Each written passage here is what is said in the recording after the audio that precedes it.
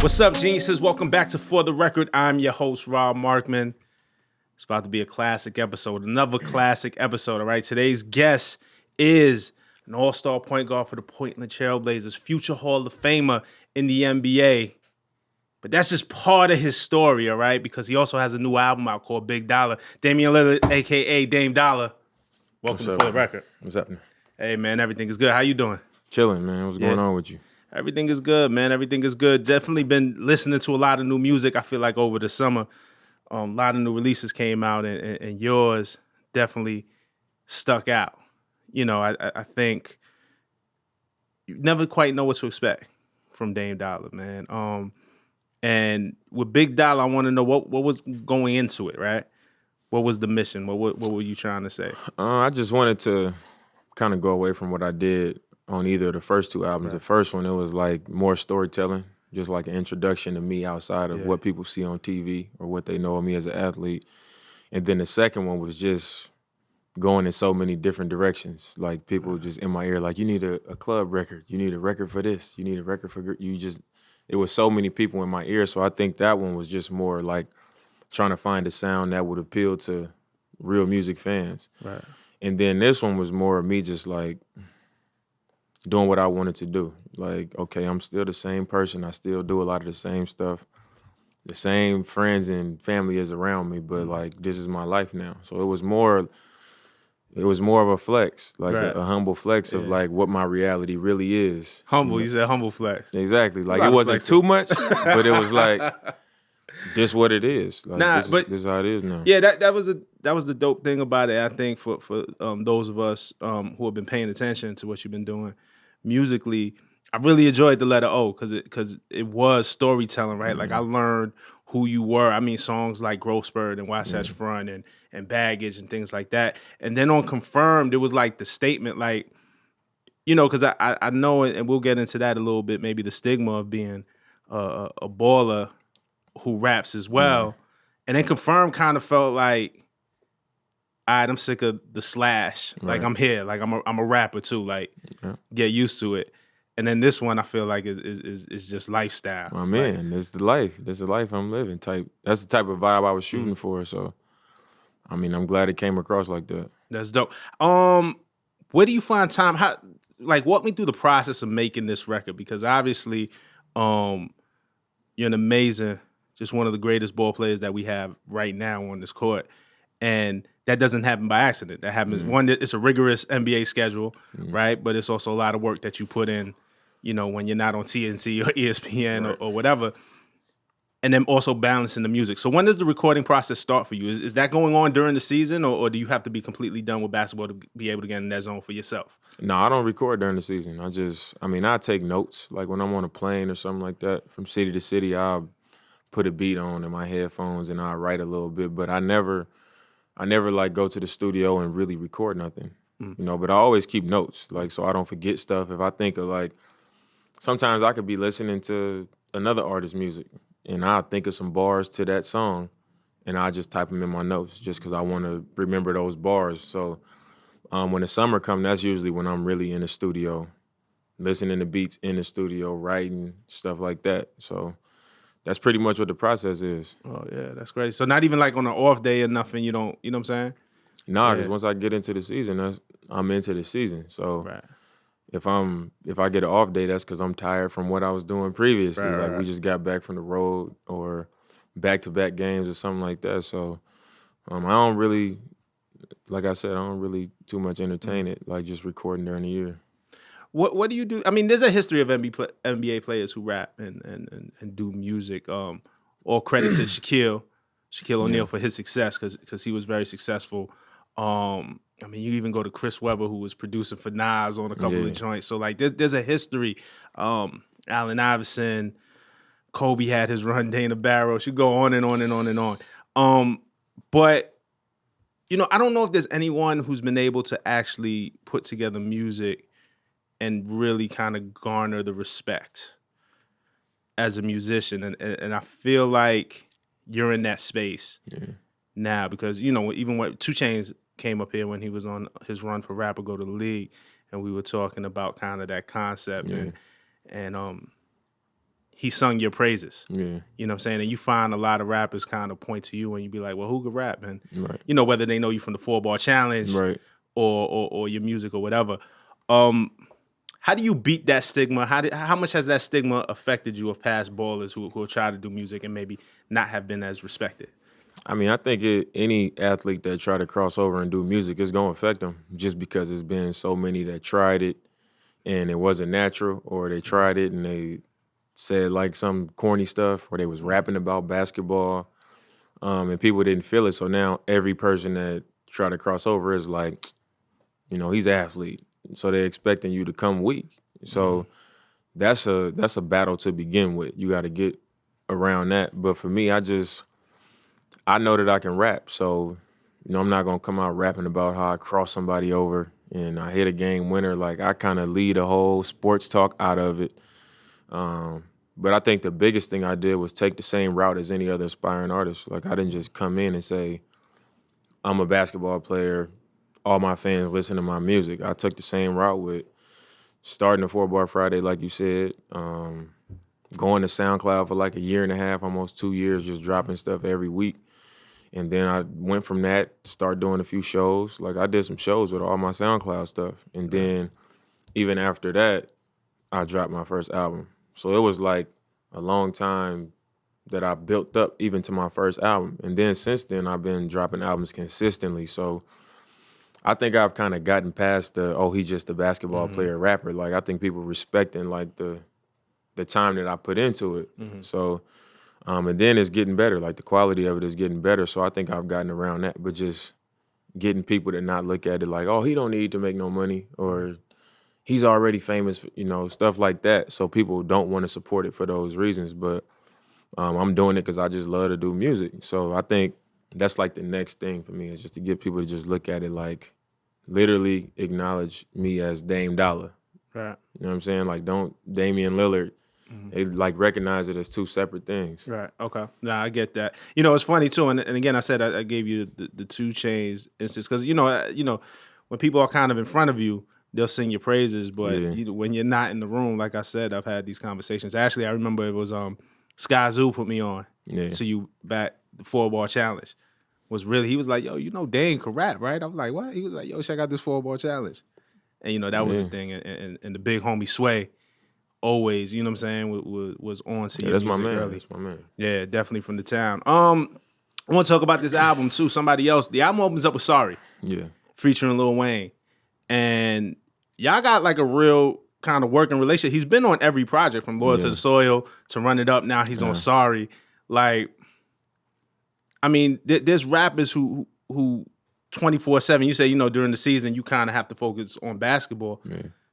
Who can't get Wayne on one single, let alone every album, and Wayne to really rock with them like that. How's that relationship develop? I mean, it's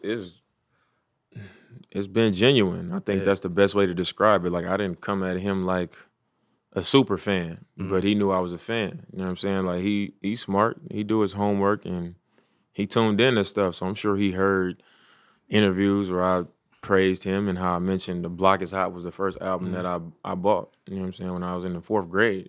So he heard my stuff and we knew a mutual person and we connected that way, and he sent me some stuff. I sent him some stuff, and we just started recording like that, and then we just got cool. So that kind of led to what it is now. He's been on every album. Nah, that's dope. Super blessing. I want to talk about Dre Grant. Video just dropped too. Like really, you know, this is what I love because I think you click play on the video and really get to see a whole other side of you that we don't get to see, and really see who you are as a person and you know, and where you come from in Brookfield. Talk about Dre Grant and first of all, who is Dre Grant? Dre Grant is he actually went to elementary school and middle school with with my mom, and grew up in the same neighborhood that I grew up in. Obviously older. He's actually Oscar Grant from Fruitvale Station. That's his uncle. And I mean, our neighborhood dance, the Brookfield, is like we the only neighborhood with our own dance. And he do it better than everybody. So when I was recording a song, it was just the perfect beat to do the dance to. Like as soon as the beat started playing, we started doing the dance. So we called it Dre Grant. And that was the whole reason for us bringing it back to the neighborhood, shooting the video, and having him being like a big part of it, because that was like the whole energy behind it. So we wanted to bring it back and also kind of tell his story like through that. So it turned out cool. Now it turned out dope. And you know what I appreciate about it is, you know, I think the internet makes the world a lot smaller now, right? Especially in hip hop. I remember coming up and hip hop being a thing where, you know, coming up in Brooklyn, I could listen to a Dr. Dre or a Snoop album, having never been to L.A. and feel what that vibe is like, or listen to Outkast and know what Atlanta was like, having never been there in my life yet. And I feel like we get less and less of that because the internet, it feels like everybody's from one place now. Right. So for you to explain that story and who Dre Grant is, and everybody in your neighborhood knows him and knows the lineage and the story and the dance, and the rest of us might not know, it's like, damn, this record just put us on to something new. Right. The same way NWA might have put us on to Raider coats and hats. You know what I'm saying?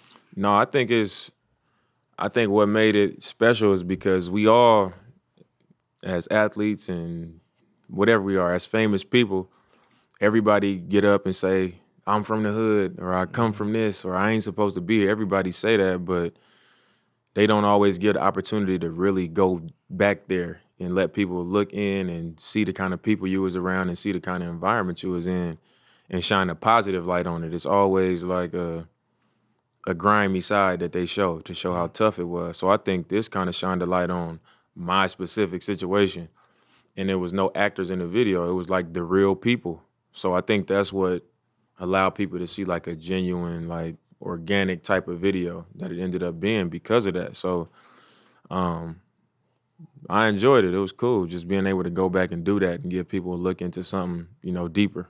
That's dope. And then you had tweeted that after y'all shot the video that you were able to ride the BART, that you were able to get on the train. It was cool. Yeah. It was actually some scenes in the video shot on BART. That's crazy. That's super dope. Want to get some more of the lyrics. Check. It's funny, man. It's definitely a fun song. Got a nice bounce to it. It's a nice little double entendre, like even in the hook, right? Yeah. Like, I'm about to check no Nike. Yeah. You know, anybody who's a fan of Dame D.O.L.L.A knows, you know, you got your own signature through Adidas. Yeah. And then plus we also, if you watch ESPN, we know the Supermax. So we know you definitely about, you know, your check. Just talk about putting that together and kind of the wordplay and the mentality of what, you know, went into making that record. I mean, like I said, I wanted to flex a little bit just off of what people already knew. You know what I'm saying? Like what was evident. So I think this entire album, people wanted to hear me talk about stuff that I never talk about, and they wanted to see a side that they never seen. So I think that was it. Like I never like flash my stuff or talk about how much money I got. So I was like, I'm gonna do it. Like this is the perfect opportunity to do it. And then the Nike line, it just made sense. Like when I was writing the hook, I was like, it just makes perfect sense. So that wasn't a diss. That wasn't a diss on Nike. It was just, it made sense. You know, little wordplay. Yeah, just that's all it was. Do you get a call from Adidas after that? Like, yeah, like, or do you? I mean, they mentioned it to me. Like, man, that was, you know, they liked that one. But I mean, that was it. It wasn't a big deal. It wasn't a big deal. Nah, but you know, it's funny about how much too the brands play into it, and you know what we wear, what we put on our body, and is important. Even necessarily for artists or fans who don't have the endorsement. Like we all kind of ride for our brand. Like, and it made me think about the line, you know, when Drake is like, you know, Jesus Christ, checks over stripes. So he's on the other side of it. And it's just so funny how these things kind of play out in music in a very fun way. You know what I'm saying? I mean, it happens because now more than ever, you got all kind of people representing these brands. And it's deeper than Nike and Adidas or just a rapper, a basketball player, a football player. It's like Instagram comedians and singers and people that's like influencers on the internet are like representing these brands. So it's like a real thing. Right. Nah, absolutely. You're independent, right? Yeah. Talk about kind of how the business structure is set up for you to put out your records, like where you're distributing through. Because I think, you know, we're in an era now where I think a lot of up and coming artists who watch this show Yeah. are more turned on by independence, and you hear that, yo, you don't need a major to do it. You don't need a major to do it. I mean, obviously you have resources, Yeah. but I mean, I'm lucky because I'm in my rap career where I can do what I want to do because I can afford it, Right. like from a financial standpoint. But it's actually hard, like even for me being in this position because you don't have that machine behind you. So like, not only are you going against having to get people that's in the music industry and people who know who you need to be talking to and who you need to be in contact with to get your music out there and put it in the right places, and you want these streams and you want to get on the radio and you want to do all these things, but you got to pay to play. right. And people are like, okay, he an NBA player, so they're gonna try to overcharge you. So it's like it's even harder in that way, you know what I'm saying? But like it's normal for me just being independent. I gotta get it out the mud, I guess. Even though I got the funds to support the career, I gotta learn how to run the whole thing with just a few people who just jumped in it when I jumped in it. So I think that makes it difficult, but it's good to have the control at least of, you know, what I'm trying to do. You know, it's funny. It's funny to hear you know, talk about that, getting it out the mud. I mean, you know, Portland Trailblazers, obviously you're repping Portland, but Yeah. you're from Oakland. You're from the town. And I exactly. think when we talk about hip hop, Oakland has strong roots in the independent Yeah. scene. Like, you know, from E40 to Too Short, like they get it out the trunk before Right. anything else. For sure. And they kind of built the legacy that Yeah. I feel like is probably ingrained at you in this point. Yeah, I mean, I grew up on all that stuff. Like, those are the first artists that you hear because they local, and Oakland is such a place that's about our people. Like, I know my dad used to tell me about Too Short and how he'd be around the village and selling his tapes, and they used to like mess with Too Short back in the day, and that just show you that everybody from Oakland is about people from Oakland. So of course that's what I grew up on. That was the first, you know, things that I knew. Aside from Lil Wayne, who else really kind of influenced you? Like when did you first started doing music, and who was it that kind of pushed you? I started doing music, started just messing around rapping in middle school, like just with all my AAU teammates. And then in high school, we started recording songs and coming out doing layup lines to our own music. And then in college, we was doing mixtapes and stuff like that. But when I was way younger than that, my cousins from Rochester, they used to come to Oakland and they used to just beat on their chest and just rap and beat on their chest at the same time. And that's when it all started, and they started playing like Bone Thugs, Thuggish Ruggish Bone, and all that stuff on the radio in the house. And that's kind of when I first started hearing people putting words together and stuff like that. So I would say that was the time. That's dope. You know, we talked about your independence a little bit. Would you ever sign to a major if that presented itself, or are you just I wouldn't dead set? sign. I wouldn't sign to a major. I would partner with one. So I mean, I think if anything, that would be the best thing for me. Right. No, that's dope, man. And you know, it's funny too, even to hear you say like right away, just partner with one. I think artists coming up again are so much smarter than they were because they you know, we grew up, we might have seen the deals that a Master P did or Jay-Z did, and even if we didn't know what they meant, we knew, you know, Jay had a joint venture. So it's like, I want a joint venture too. Yeah. But you know, you coming from a place of actually, you know, doing business in the league and signing contracts and signing sneaker deals, like armed with so much information on how deals are structured, and just automatically be like, nah, I partner with you, but you can sign a deal by yourself. You know what I'm saying? I mean, that's the advantage. Yeah. Just because of, like you said, the experience, knowing the language, knowing how stuff work, and having a team of people around you that bring you in on the information. Like, everything is explained to me and broken down to me, like, this is what this means, and look at this, look at that. So when I go meet with anybody, even if I'm by myself, I'm gonna have a solid understanding of Conversation gonna be what different. makes sense, and I'm gonna have questions that is gonna make them say, okay, he knows something. We can't just pull anything over his head. So I think that's an advantage for me, just from being in another $1 billion business and then coming over to this one, at least with some type of business mentality. You know what I'm saying? You know, speaking of business, like I read that you just did a deal with 2K where you're working with them on music. I know Moneyball is gonna be on 2K20. how did that? That's some artist's dream. It's just man, Yeah. just let me get on this 2K soundtrack. I don't even need to be on Hot 97. I just want to be on the 2K soundtrack. Yeah, I think it just make perfect sense being a 2K athlete, being in the NBA and also doing music. It makes perfect sense to have one of the songs from my most recent album be on the video game, especially since we just extended that deal with them, and also know that they trying to incorporate more stuff in the game that players do off the court. So, it fit. And Jeremiah's on that record, right? Yep, Jeremih, Derek Milano, and Danny from Sabrani. Dope. Super dope. And, in terms of like the Jeremiah, I mean, because you worked throughout your career, again, with a lot of dope artists. Wayne, Raphael Sadiq.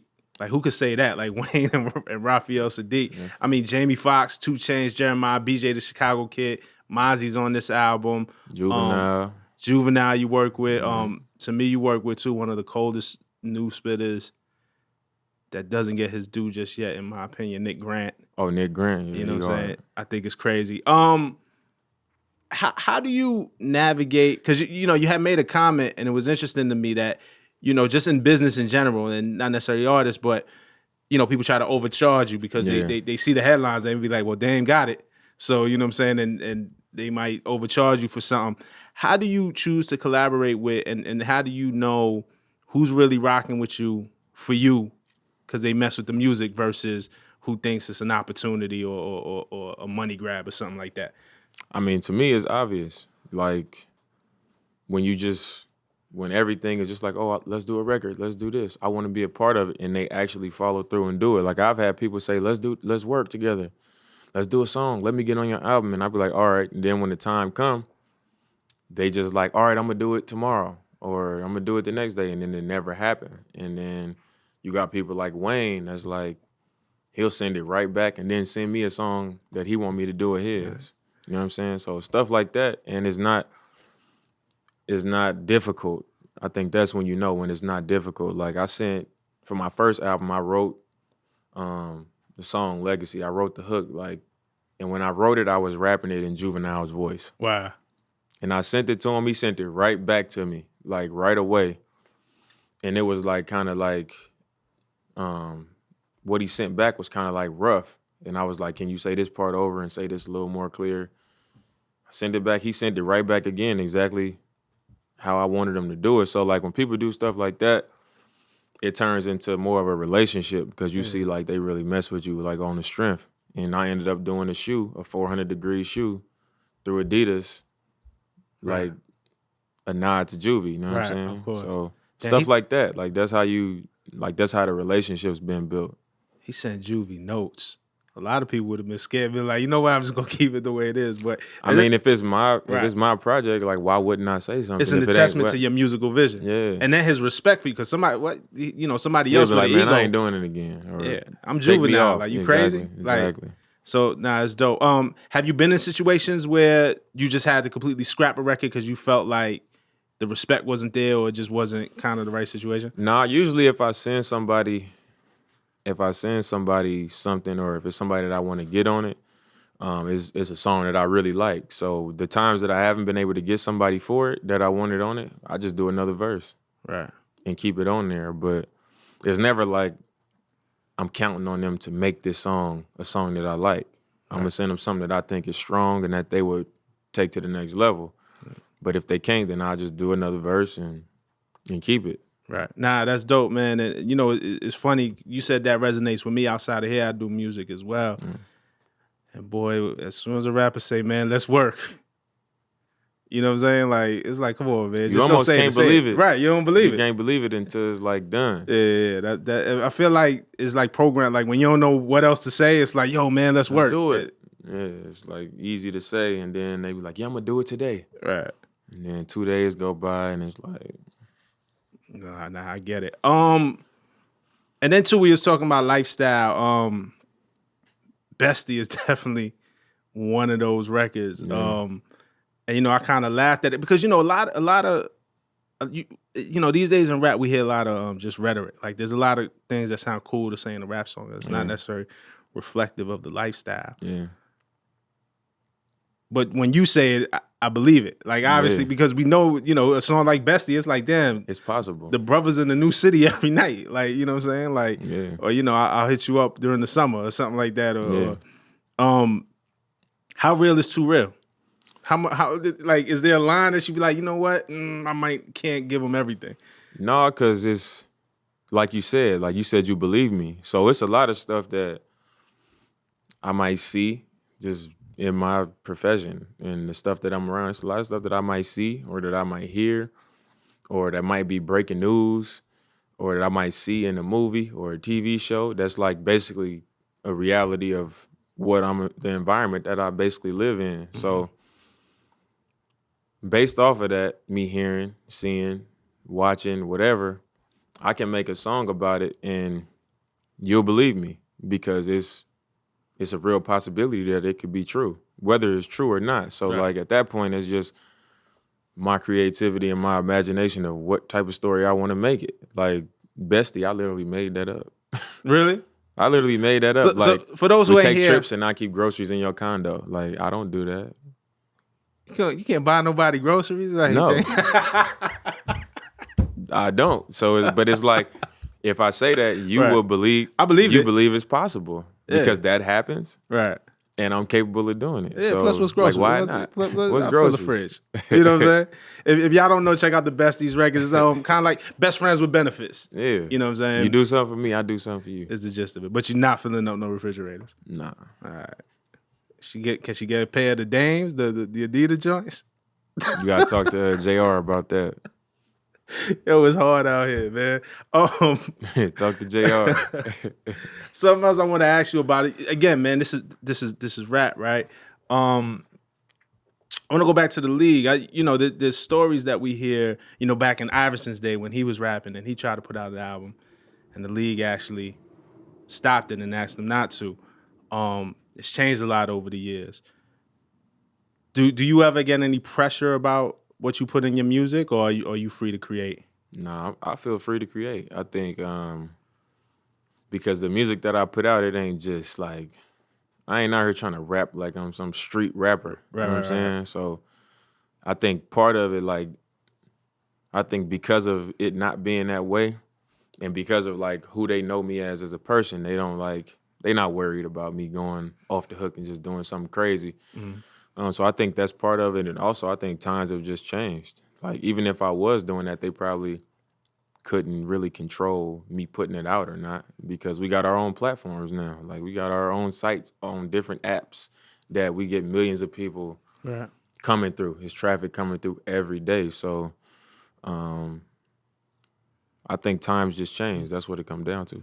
Do you find that your basketball fans, that the kids out there who are buying the Damian Lillard jerseys, are also buying the Dame D.O.L.L.A albums, or because you said about kind of separating the two personalities, or do you think it's two separate fan bases? Or I think there's like basketball fans of mine that are going to support my music because they're fans of me as a basketball player, and some of them are going to listen and then end up liking the music. So I think sometimes you'll have both, like fans of you as a player will become a fan of you as an artist. But then I think it's people who are like I know people who are strictly like music. They listen to everything that come out. They like tough critics of it, and then like that's a whole different crowd. So that's where I think the line is drawn, where it's like they like sports too, but like music, they not taking no BS. Like that's trash, or he can rap, but these songs ain't tight. Like so that's what I'm saying when I say like it's two different crowds. So that's what I'm trying to do, move into where it's like I got my basketball fans and they supporting, but I'm trying to have both. Right. And be legitimate in the music community. It got to feel crazy when or just a good feeling when somebody just comes as a fan of a music and might not care what you do on the court. Like, I dropped 45 last night. He was like, yeah, man, but... Yeah, but people, when I see people on the street, they like Dame D.O.L.L.A or D.O.L.L.A, like they call my name out as my rap name. So that just let me know, like time and time again, like people are taking notice of the music. Okay. We are talking about rap, man, and so I got to ask you about Marvin Bagley III, man, and what's going on there. Again, I just want to catch the people up, man. to start the summer. It was actually the day of the NBA draft. He was on First Take with Stephen A. and Max Kellerman. And Max asked him who the best rapper of the NBA was. He said himself. As he should. Everybody should feel like they the best rapper, right? But then when he was asked if he would battle Dame, it's when the smoke, like the smoke single started coming up. A lot of smoke started happening. And then the same night, dropped the diss track. He dropped one. Yeah, he dropped one towards you. He dropped No Debate. Yeah. What's going on, man? When take me back to this day, man. Like, what's going on through your mind? I was already expecting it. So, like, before he did that, before he put out that first diss track, it was one weeks before that where he said something and he was like, I'm the best rapper in the league. And I could start with a few names, some Dame D.O.L.L.A. So once he said my name, that kind of caught my attention right away. And I always said, like, I'm not about to be battle rapping and all that stuff. Like, I'm just trying to make my music in peace, do what I enjoy doing, and that's it. Like, I'm not really, I say I'm the best rapper in the league because that's what I think, but I'm not finna be trying to defend the title against other players because I'm trying to be in the pool with the rest of the artists. So you're on tracks with Wayne. So when I heard him say my name the first time, I wrote a diss track right then. So you had it on top. Yes, I wrote it right away. I think that's what confused me because it was like, damn, it happened so quick. Fast. And I think it was like he shot, I shot right back. Right. But like I had already written it, and I was in Phoenix training, and I had a studio set up in my Airbnb. So as soon as like I got the tweet and I seen like he was saying all that stuff, I felt like it was a play. Like he went on there to kind of set it up to draw some attention to his music. And as soon as he came off the show, the record was up. Like he dropped the disc. It looked like that. Like I'm not gonna lie, like we was definitely like listening and questioning. I remember clicking the record, then you dropped yours, and it's like, yo, this is dope because that's that hip hop energy, right? Yeah. That's why we love Jay-Z and Nas. That's why we love Drake and Meek Mill. You kind of tuning in. But I was like, damn, like is this being marketed to us or is this a real thing? Nah, that was a real thing. Right. Like we don't know each other like that. Right. So when he did it, I was just like, when he said my name, I was like, I ain't gonna just drop no diss on him because he ain't really say nothing. Right. And then the second time, like I already was prepared. So I put the first one out and it just went viral. It was like during the draft.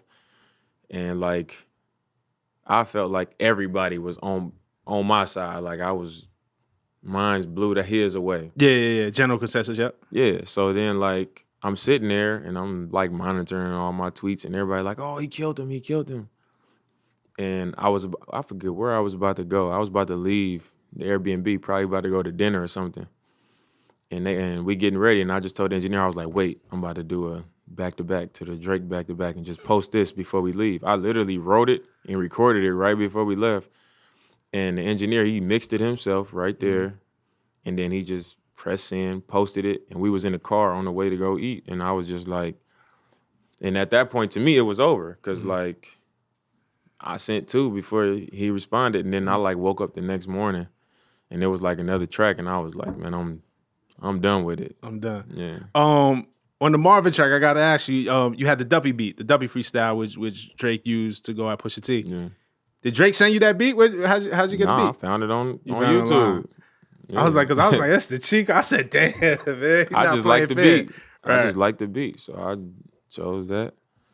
And then the back-to-back just fit, so I was like, well, I just use two Drake beats. Hard. Let me ask you a question now. Was that something that you were maybe personally kind of like annoyed at? Did you take it personally, or was it like, oh, this is the sport? Like this is no, go I didn't time? take it. I didn't take it personal. I was just like, this ain't like. I didn't really want to do it. You know what I'm saying? I didn't really want to like battle. Period. Right. But I'm like, he can't. If it's the first time, because I never wanted to like get into one of these situations, so I was like, I don't really want to do it. But like the first time, I gotta engage. Like I can't just let him come after me and don't say nothing because that's basically a loss the first time.